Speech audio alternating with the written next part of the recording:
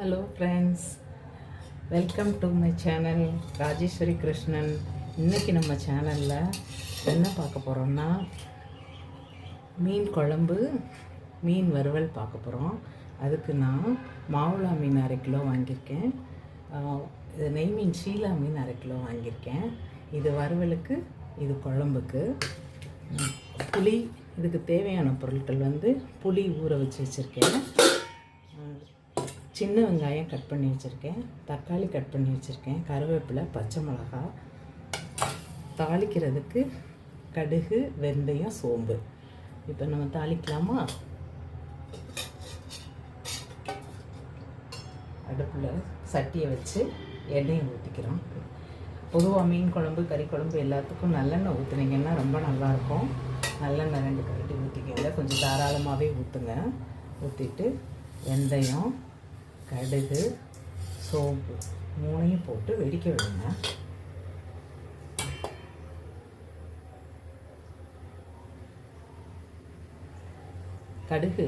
கடுகு நல்லா வெடிக்கட்டும்.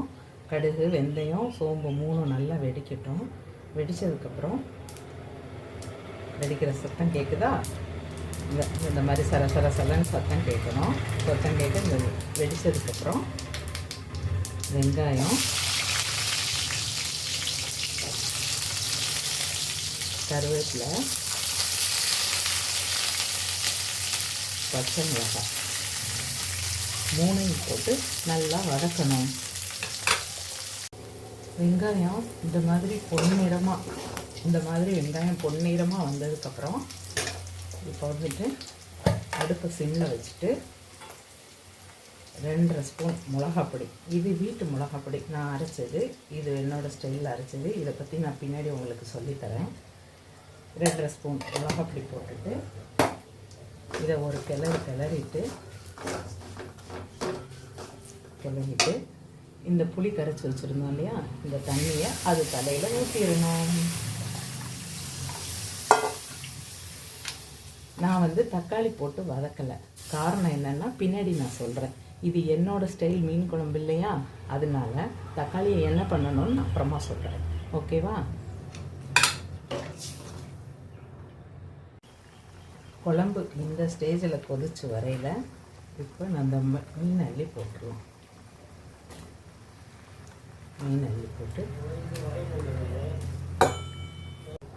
இப்போ குழம்பு கொதிச்சிட்ருக்கு.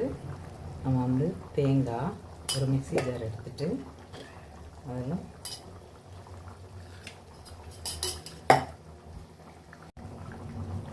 குழம்பு கொதிச்சிட்ருக்கு. இப்போ அதில் 2 ஸ்பூன் தேங்காய்,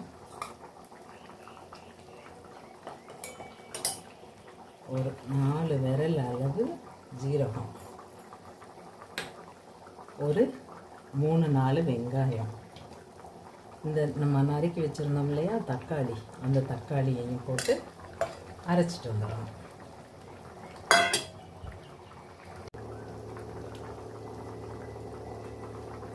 குழம்பு கொதிச்சிட்ருக்கு.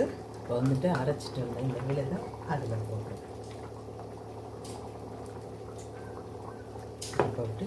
இன்னும் கொஞ்சம் தண்ணி ஊற்றி அதில் ஊற்றிட்டு நல்லா கிளறி விட்டுறணும். நல்லா கிளறி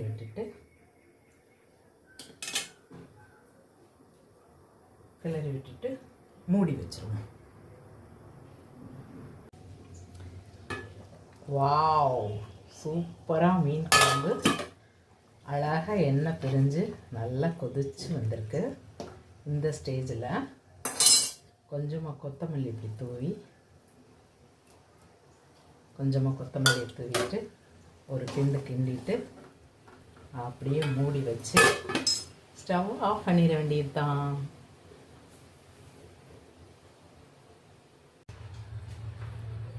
வாவ், சூப்பராக மீன் குழம்பு ரெடி ஆயிடுச்சு.